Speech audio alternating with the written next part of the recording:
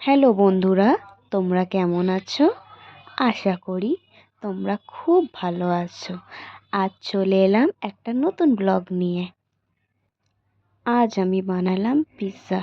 এটা হলো পিৎজার সস, যেটা আমি বানিয়েছি মিয়োনিজ আর টমেটো সস দিয়ে। এটা হলো সিমলা চিজ, বাটার আর পেঁয়াজ। এটা হলো পিৎজার বেসটা। তারপরে আমি পিৎজা বেসটাকে কাঁটা চামচ দ্বারা ছোট ছোট করে ফুটো করে নিলাম, যাতে আমার পিৎজাটা ভালো করে ফোলে। তারপর আমি বাটার নিলাম। বাটারটা নিয়ে একটু পিৎজা বেসের মধ্যে ভালো করে চারিদিক করে লাগিয়ে দিলাম।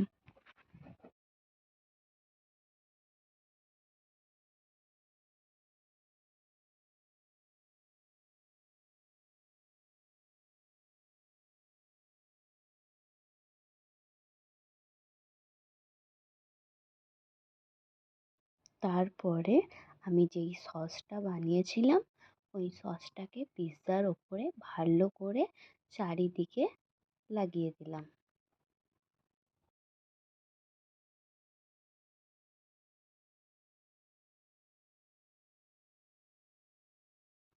তারপর আমি পিৎজার বেসটাকে ভালো করে ডেকোরেশন করে নিলাম পেঁয়াজ দিয়ে।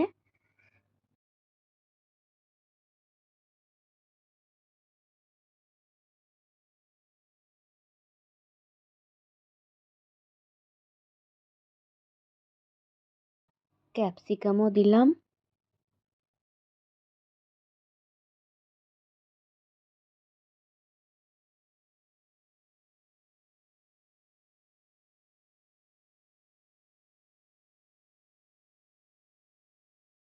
তারপর আমি ওপর দিয়ে ভালো করে চিজ দিয়ে দিলাম।